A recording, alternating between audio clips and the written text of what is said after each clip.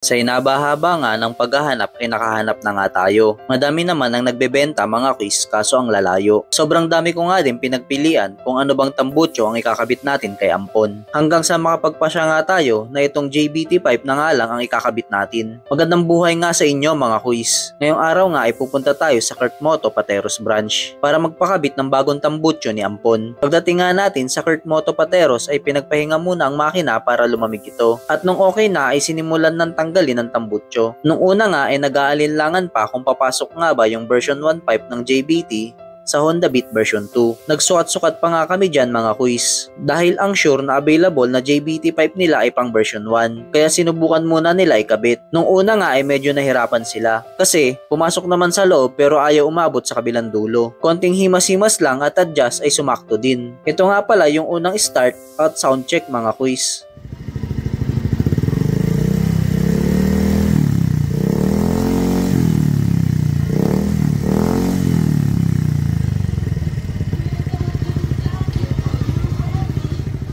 So alam nyo na mga quiz, pasok at parehas lang ang version 1 at version 2 para sa Honda Beat ng JBT5 pag bibili kayo. Yung Honda Beat version 3 lang daw yung iba. Kasi sabi nila may nagpakabit daw last time ng Honda Beat version 3 ay hindi pumasok. Kaya yung sa atin na version 2 ay nag-aalinlangan sila nung una. Pero kita nyo naman, all goods lang siya, pasok na pasok mga quiz. Itong JBT version 3 ay adjustable na. At dito nga ay sinilip natin kung paano gumagana yung adjustment ng tunog niya. Sa bandang ilalim pala may dalawang tornilyo at yun yung luluwagan nyo.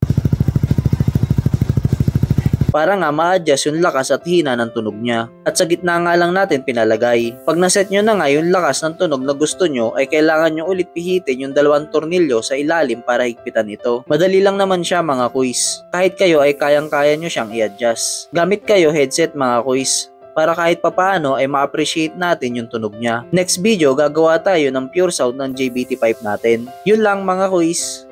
Ride safe always and see you on the next one. Peace out.